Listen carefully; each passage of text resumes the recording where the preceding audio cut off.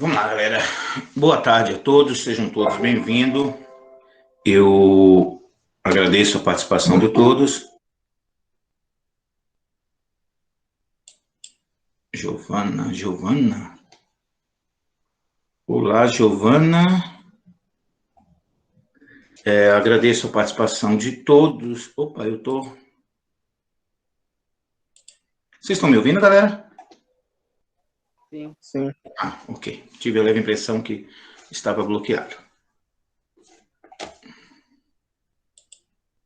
Deixa eu só ver aqui.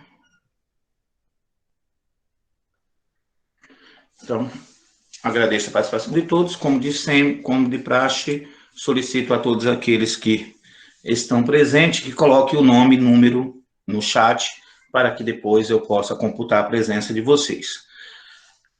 Vamos fazer diferente. Eu não vou colocar hoje, não vou começar com a devolutiva da aula anterior, respondendo as questões, porque alguns de vocês não responderam, boa parte ainda não responderam. Uma vez que eu faça a correção, eu não posso permitir deixar o formulário aberto. Então, eu vou direto para o tema da aula 5 e 6, que é a Revolução Cubana. Vamos falar um pouquinho sobre a primeira Revolução Socialista na América. Então, vamos falar um pouquinho sobre esse tema. É um tema cobrado, bastante cobrado no Enem, no vestibular. Sempre tem alguma questão voltada para esse tema. Então, vamos tentar, na medida do possível, falar um pouquinho sobre ele. Aqui era a devolutiva da aula 3.4, que tinha como tema Movimentos Sociais e Políticos na América Latina. Eu vou pular essa parte, porque uma vez que eu faça, eu não poderia dar mais uma chance para vocês responderem. Então, vamos lá. Tema da nossa aula de hoje, Revolução Cubana. Essa foi uma revolução popular. Revolução quer dizer mudança. Mudança no sistema de governo, no sistema político vigente. Então, Cuba vai ser o último país, um dos últimos países sob domínio espanhol que vai se tornar independente. E ele vai se tornar independente, muito dependente dos Estados Unidos. Parece um paradoxo, mas essa é a grande verdade. Cuba se torna independente do domínio espanhol, mas vai ficar por mais de 30 anos ainda sob domínio americano. Então, troca uma dependência por outra. E isso vai ter como consequência a Revolução Cubana. Mas vamos lá. O objetivo da nossa aula é que, após essa aula, vocês estejam aptos a compreender o contexto político, econômico e social de Cuba, pré-revolucionária, e estabelecer a relação entre a Guerra Fria e os golpes militares na América Latina. Então, a habilidade é compreender o contexto político e econômico e social de Cuba pré-revolucionária, estabelecendo aí a relação entre Guerra Fria e os golpes militares na América Latina. Nós já falamos sobre isso. Revolução Cubana é o tema de hoje. Por que é um caso à parte? Porque não foi tratado com as outras revoluções? Porque Cuba tem um caráter todo especial aí no processo revolucionário. Cuba foi a última colônia americana a libertar-se do domínio dos Estados Unidos da América, parte do domínio espanhol. Sua independência foi obtida após a Guerra Hispano-Americana de 1898, já no final do século XIX para século XX. Então, ela vai ser a última, ainda era um resquício ali da colônia espanhola. Após a independência de Cuba, não teve mudança na estrutura econômica, e a economia continuava a ser agroexportadora, baseada no latifúndio, monocultor, açucareiro, e de maior parte das terras passou a ser controlada pelo capital estrangeiro. Então, quando fala aí de capital estrangeiro, estamos falando do capital norte-americano, dos Estados Unidos. Os Estados Unidos vivia, naquela época, a doutrina Roosevelt, a ideia de a América para os americanos. Então, eles estavam ali saindo, nós estávamos saindo da dependência europeia, e os Estados Unidos estavam se colocando ali como o grande protetor, o grande defensor da América. Mas nós sabemos que, nesse caso, eles eram defensores das ideias deles mesmos. Após a explosão do USS Manporto de Havana, a intervenção americana e o Tratado de Paris. Fim da dominação espanhola na ilha cubana torna-se um protetorado americano, o artifício para disfarçar o status político de colônia. Os produtos cubanos deveriam ser exportados para os Estados Unidos, que os exportaria caso não fosse necessário no mercado interno. Então, como eu falei, Cuba sai da mão do domínio espanhol e cai no domínio americano. Muda-se o nome, em vez de chamar de colônia, chama-se de protetorado americano. Era um pequeno curralzinho, era uma pequena extensão dos domínios americanos.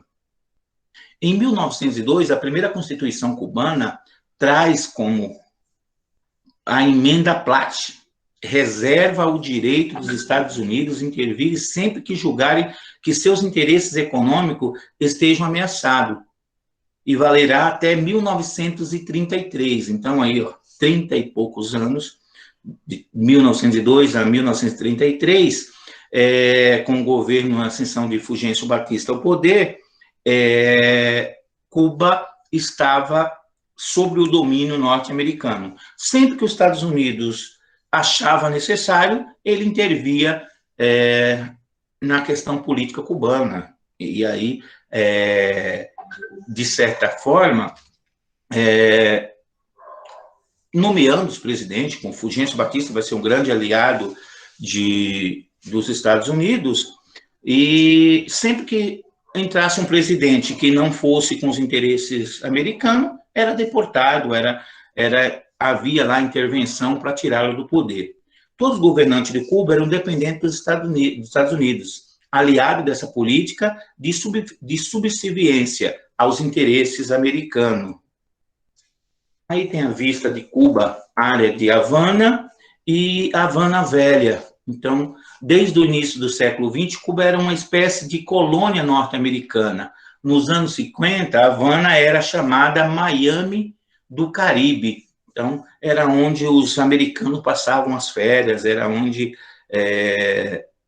muitos deles tinham casa de veraneios, era para onde eles fugiam ali para descansar nas suas férias.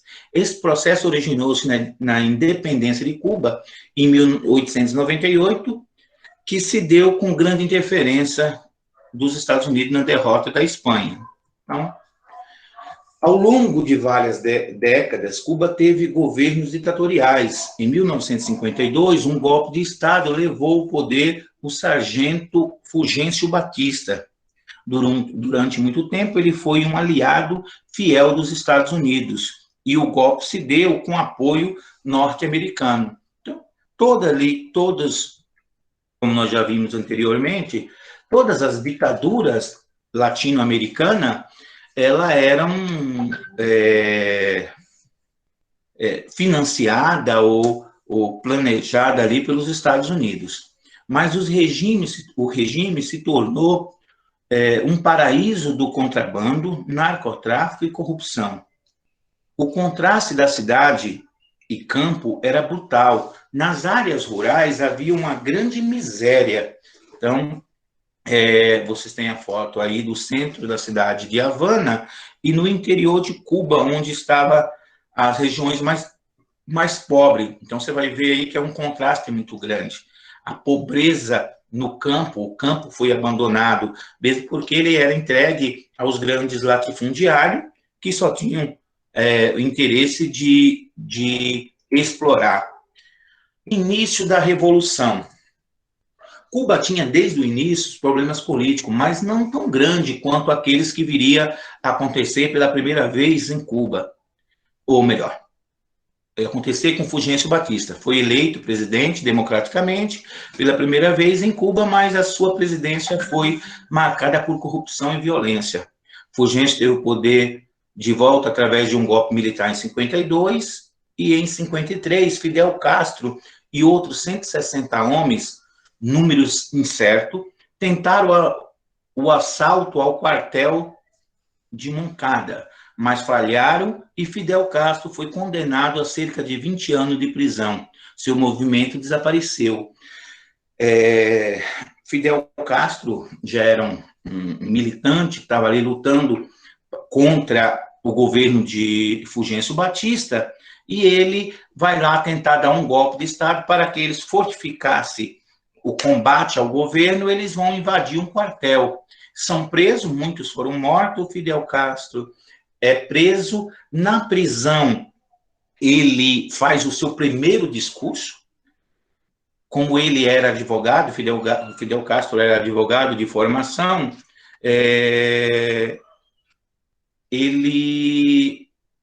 Fidel Castro vai fazer o seu sério discurso, onde vai declarar: a história me absolverá.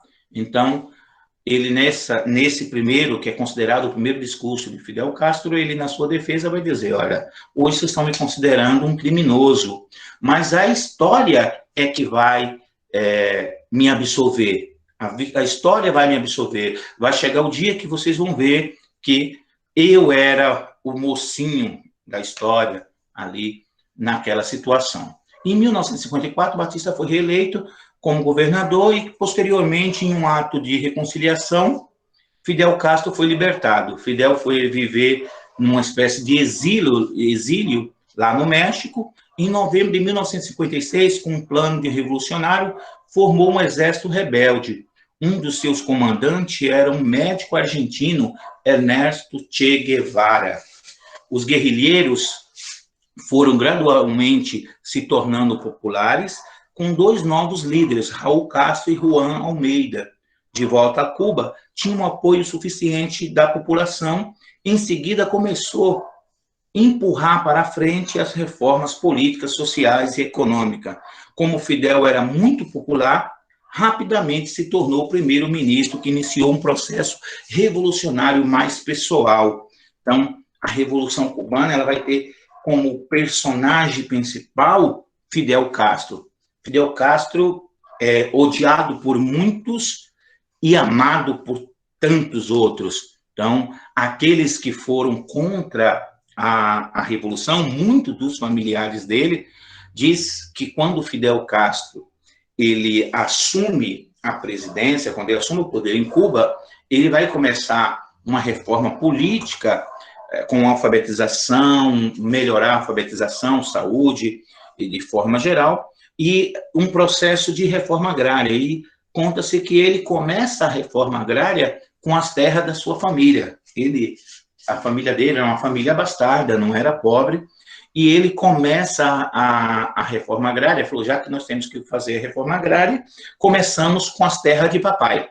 E aí, alguns dos seus familiares fugiram ou mudaram-se para os Estados Unidos porque não aceitavam esse processo revolucionário.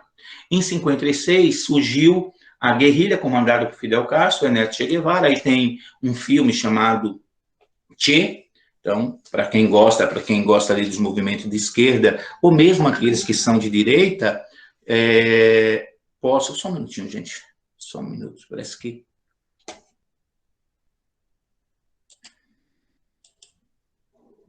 Não, foi engano meu, para mim, tinha alguém pedindo autorização para entrar. Professor, só uma pergunta, aquele filme Diário de Motocicleta também lembra um pouco, né? Aquele filme, Diário de Motocicleta, sabe? Sim. Vai ter alguns filmes que vão tratar dessa situação. Um deles é um filme até recente, chamado 13 Dias, que o mundo quase... 13 Dias... Me foge, daqui a pouquinho tem ele aí. Me fugiu o nome. Assisti o filme esses dias e já esqueci o nome, para você ter uma ideia como minha cabeça está boa. Para a preparação da aula, eu acabei assistindo esse filme. Deixa eu ver aqui. rapidinho.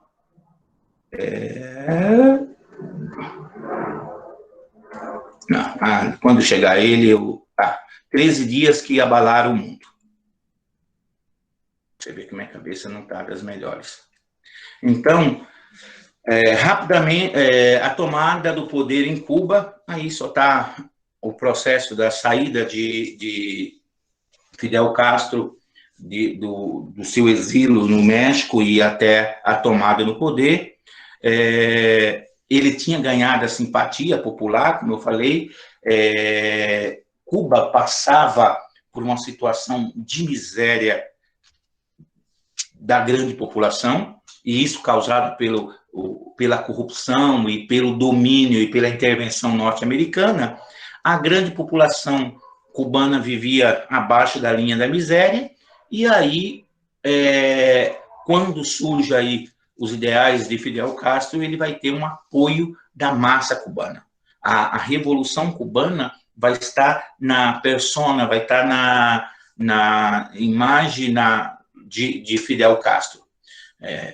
Até com a morte de Fidel Castro, acreditava-se que o regime cubano sucumbiria,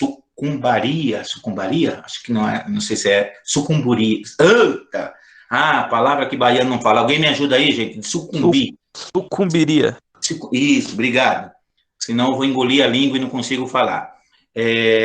Ao capitalismo. Teve ali uma pequena aproximação, principalmente no governo de Obama, mas agora, então, com aquele louco no poder, afastou-se de novo a tentativa de acabar com o embargo a Cuba. Em 1º de janeiro de 59, a ditadura de Batista foi derrubada. Imediatamente, ele fugiu e exilou-se nos Estados Unidos.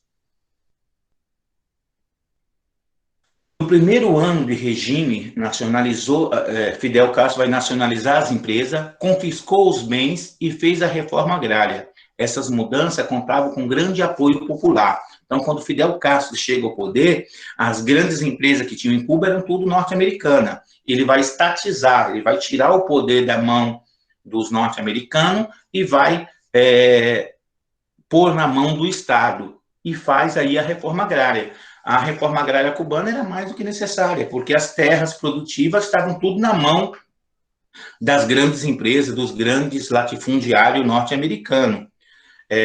Gradativamente, Cuba ia se tornando comunista e atraindo contra si a fúria dos Estados Unidos. Então, lembre que nós estamos nesse período no processo de Guerra Fria, onde os Estados Unidos vendiam os ideais capitalistas, enquanto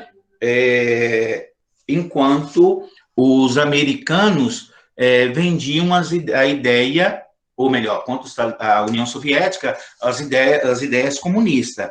Então, para os Estados Unidos, Cuba se torna um espinho na carne, Cuba se torna a pedra no sapato, podemos chamar assim, porque como é que eu vou ter...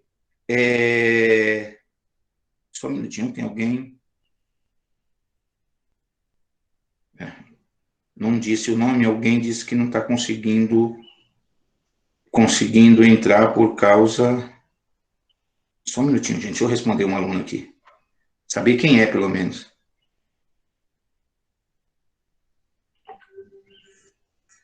Alguém que estava com a internet no celular e não está conseguindo assistir. Eu peço para depois assistir o vídeo quando tiver com Wi-Fi.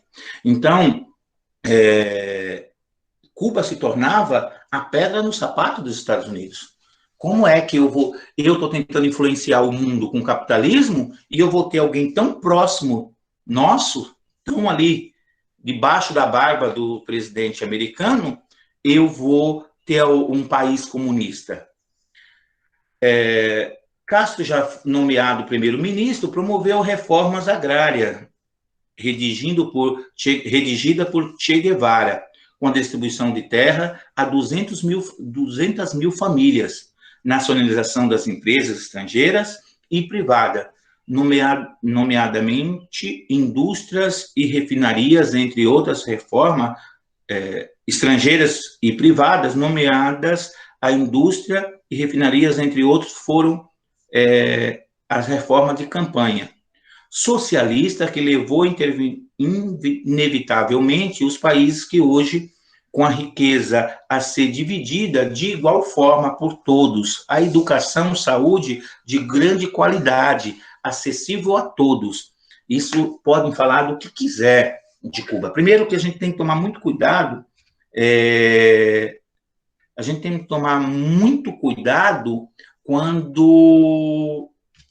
quando a gente fala de Cuba, porque tudo que nós escutamos de Cuba, e aí para defender ou para atacar. Eu tenho muito cuidado, gente, quando tem essas questões polêmicas, eu brinquei no começo com Che Guevara e tal, eu tenho muito cuidado de emitir um juízo de valor em situações que você conhece pouco. Então, o que nós conhecemos de Cuba, na grande maioria, nós conhecemos do ponto de vista capitalista. São informações que a gente recebe daqueles que são contra. Tive amigo como a Márcia Terra, que é uma professora de filosofia do Colégio Guatemi, que ela esteve esse tempo atrás, nas últimas férias dela, numa das últimas férias dela, ela esteve em Cuba, e ela faz relatos maravilhosos sobre o regime cubano. E quando você ouve falar do ponto de vista capitalista, nós só ouvimos falar que Cuba tem o povo passa fome, a questão do salário que é muito baixo, que é isso, que o povo é explorado. Mas na questão da saúde, Cuba dá um baile, Cuba importa médico para o mundo. E aí você pode ser um crítico ou não, mas precisa entender que às vezes a pessoa reclama, olha, Cuba falta alimentos básicos, mas Cuba não passa por essa situação simplesmente porque o regime é ruim. Não é tão simples, não é resposta tão simples. Mas o grande problema é o embargo norte-americano que não permite que Cuba comercialize com outros. Então, isso dificulta muito a situação de Cuba. Os Estados Unidos sentiram-se prejudicados com algumas medidas tomadas por Castro, nomeadamente a das nacionalizações. Deixaram de comprar o açúcar cubano e Cuba começou assim, aproximar do bloco soviético, passando a comprar açúcar cubano. Então, os Estados Unidos se afasta, a União Soviética, que era uma inimiga dos Estados Unidos, veio a hora de dizer, opa, olha, agora é o momento de nós influenciarmos a América.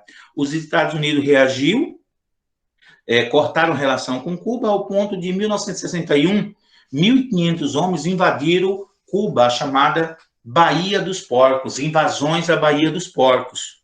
Esta invasão fracassou e centenas de norte-americanos foram presos. Então, os Estados Unidos tentam invadir Cuba para destituir o poder de Fidel Castro. Nessa época, o presidente norte-americano era Kennedy. Tinha acabado de se tornar presidente dos Estados Unidos, em 61, e representava a esperança do grande mudança. Era o Barack Obama branco dos anos 60. E, nesse contexto, a Revolução Cubana incomodava muito. Então, Kennedy, nesse filme, Os 3 Dias que Abalaram o Mundo, logo no início, você vê que ele sempre está sendo induzido a entrar em conflito com Cuba. Então, ele é convencido a invadir Cuba, mas achando que venceriam facilmente por ser uma ilha minúscula, mas são derrotados. E aí vem o bendito embargo. Cuba, uma pequena ilha, e aí os Estados Unidos, com um sinal de que não permitia que ninguém comercializasse com Cuba. Em 62, aprovaram o embargo econômico ao regime cubano, com a pretensão de estrangular a economia do país. A OE, a ONU das Américas, na época, era controlada pelos Estados Unidos.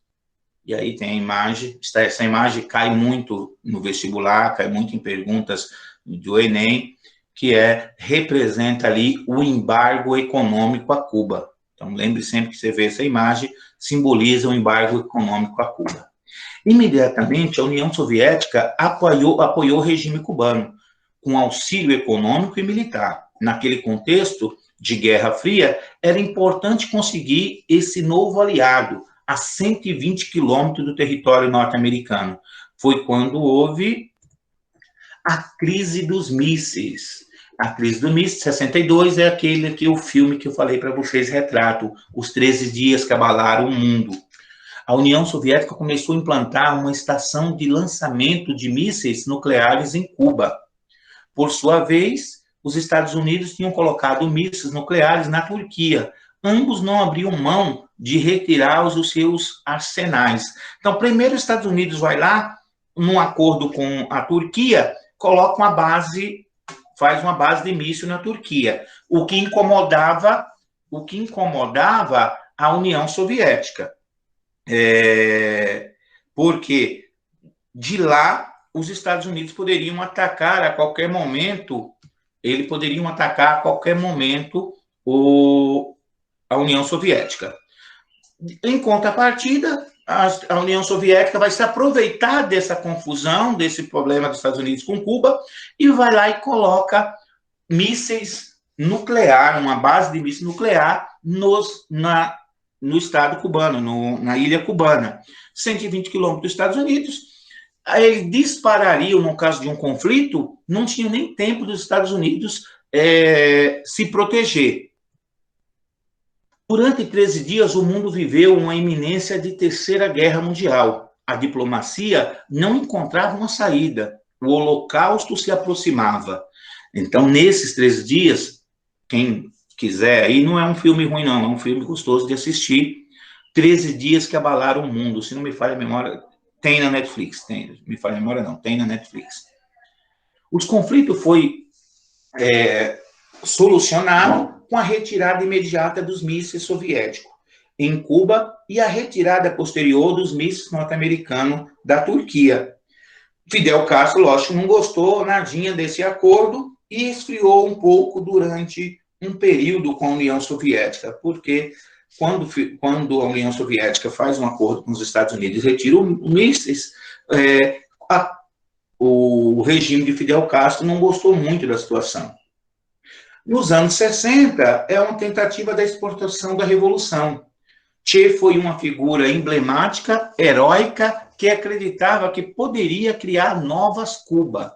Então, para o movimento comunista, Che Guevara foi um grande herói. Para os capitalistas, não é visto com bons olhos. Morreu na Bolívia, que era super aliada dos Estados Unidos, depois de ter passado pelo Congo, Angola e etc. Então, Che Guevara tenta aí fazer novas Cuba, mas acaba sendo morto na Bolívia. Durante anos de ajuda soviética, Cuba teve grande sucesso nas áreas de saúde e educação. Então, as vantagens acadêmicas de Cuba, entretanto, o regime falhou no restante. O país não foi industrializado, continuou produtor de açúcar e de charuto, o que lhe traz grandes dificuldades. Então, assim, enquanto a União Soviética estava de pé, eles tinham uma relação muito próxima e todo aquele dinheiro que entrava, toda a ajuda que vinha, Cuba investia em saúde e educação. Essa área foi um grande sucesso. Mas como não se industrializou, mesmo porque industrializar-se para vender para quem? Se os embargos não permitiu que eles comercializassem com o resto do mundo. Então, a situação de Cuba fica cada vez mais complicada, principalmente com a queda da União Soviética. A queda da União Soviética em 91 encerrou o período de ajuda ao regime cubano. As vacas ficaram muito magras. Queremos capital sem o capitalismo. Esse é o logo do regime cubano. Em seguida, o país viveu uma época de grande racionamento, tentativa de fuga dos opositores do regime. Então, nesse período aí, quando o dinheiro soviético para de entrar, então Cuba passa por sérias dificuldades econômicas. Cuba hoje, indústria praticamente zero, exportação de níquel, exportação de açúcar, escassez de alimento, crise de energia e transporte. Um salário aí em cerca de 15 a 20 dólares. Então, por isso que quando os médicos cubanos devolvem parte do seu salário aí, na época que eles estavam aqui no Brasil, eles eram muito criticados e acusados de serem explorados. Mas precisamos lembrar, e aí não estou defendendo, mas a gente precisa lembrar, a visão capitalista é muito egoísta. O médico cubano, ele estuda, ele só precisa do seu esforço, porque o restante veio todo do governo. Então, na ideia comunista, o que é que diz? Se o governo, quando se fala o governo, nós estamos falando o povo, todo mundo pagou pela sua educação, é justo que parte disso volte para o povo, para que possamos continuar educando novas pessoas. Então, essa é a ideia do comunismo. Eu recebo e, ao mesmo tempo, devolvo para o Estado, que partilha com o restante da população. Num viés capitalista, isso é um absurdo. O meu salário é meu. Eu não tenho que devolver nada. Isso é fruto do meu trabalho. Ignora que a educação foi recebida de graça, ou melhor, dividida, foi socializada pelo povo. Como sobrevivem os cubanos? Remessa de dólares de Miami e o turismo são duas fontes de renda de Cuba. O país ainda tem um carisma fora sua beleza e atrai muitos turistas. E outros que fornecem, como Venezuela, de Hugo Chávez, que na época de Hugo Chávez é um forte aliado ali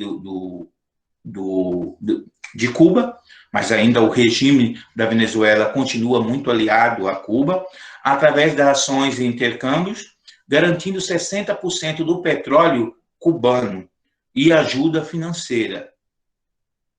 Existem movimentos de protesto, a população mais jovem não viveu na época de Batista e não aceita a situação vigente. Protesta da sua maneira, embora a sua pressão não abale o regime. Na opinião de analista, em Cuba, existe fidelismo, ou seja, amor a Fidel. Na época de Fidel, o povo venerava, o povo tinha Fidel como o seu grande herói. Por último, não esquecer da Guantánamo, a base naval norte-americana em pleno território cubano desde 1902, quando os Estados Unidos ajuda Cuba a se libertar, e aí, em uma das formas de contrapartida, ele vai pegar uma parte lá da ilha, Guantánamo, e vai fazer uma base naval, que hoje virou uma prisão, um dos terroristas, aquelas pessoas presas, acusado de terrorismo, são presos lá. O local ficou em evidência e se tornou a prisão militar de militantes da Al-Qaeda.